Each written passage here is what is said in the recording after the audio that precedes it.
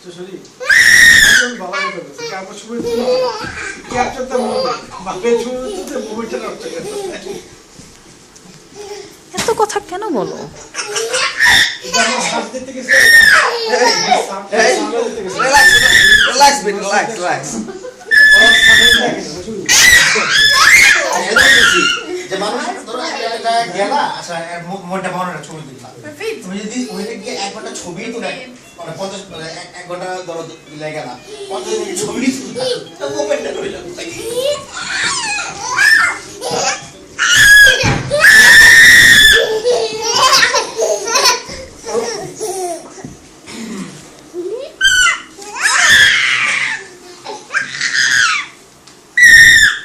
একটা ইয়া বাড়িছে বুঝছো সত্যি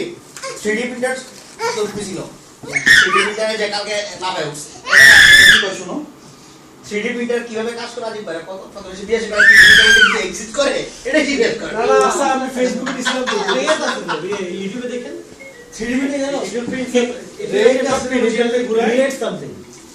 ওকে রেট ঠিক আছে ওটা একটা